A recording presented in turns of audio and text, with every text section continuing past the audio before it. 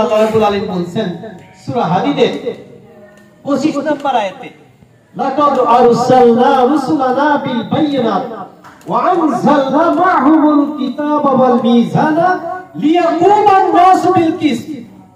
আল্লাহ বলেন আমি রাসূলদের পাঠাইছি কিতাব দিয়ে, জীবন ব্যবস্থা দিয়ে, সেই সাথে দিছি দাড়িপাল্লা। এই দাড়িপাল্লা মানে কি? দাড়িপাল্লা দেখি করে কম বেশি মাইপে হিসাব করে। কেন?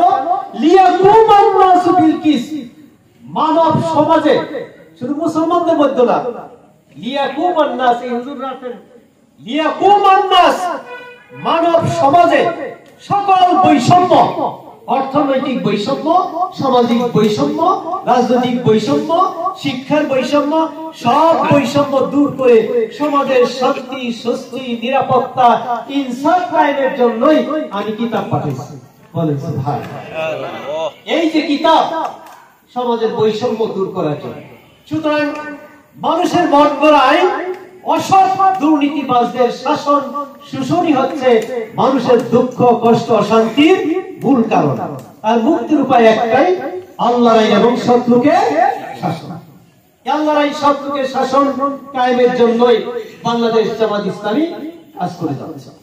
সম্মানিত ভাইরা, আমরা জানি হাদিসে বলা হয়েছে কাল কিয়ামতে 7 ব্যক্তি আল্লাহর আরশের ছায়া পাবে। কয় ব্যক্তি?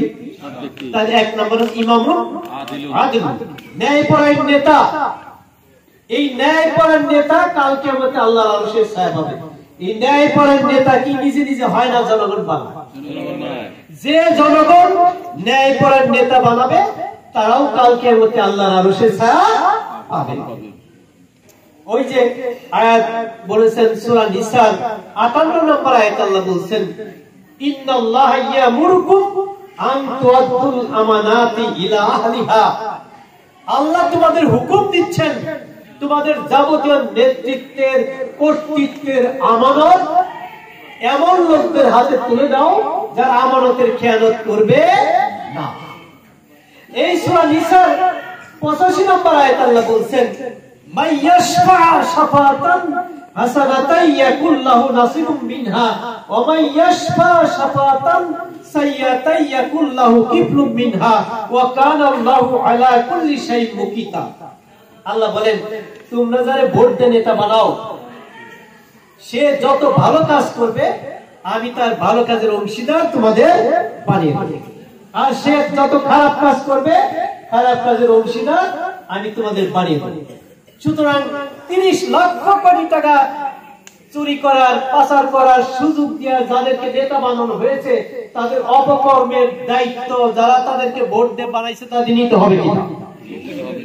হাদিসে বলা হয়েছে কামা তাকুনুনা কাযালিকা ইউআম্মারু আলাইকুম, তোমরা হবে যেরকম তোমাদের নেতাও হবে সেরকম। গাঁজাখোর লোক তারা মনে করে আমার নেতা যদি গাঁজাখোর হয় তাহলে ভালো হয়। কি বলে, ঠিক কিনা? গাঁজাখোর নেতা বানানোর জন্য একজন গাঁজাখোর ব্যক্তি ঘর বিক্রি করে, বলদ বিক্রি করে, জমি বিক্রি করে, তার পিছনে 20 লাখ টাকা খরচ করে। তার চিন্তা হলো আমার গাঁজার ব্যবসা ঠিক থাকলে আমি কি করতে পারবো, 1 কোটি টাকা পরে আমি উপার্জন করতে পারবো। কিন্তু ভালো লোকের জন্য ভালো লোক কিন্তু এই ত্যাগটা স্বীকার করে না। তারা মনে করে ভালো লোক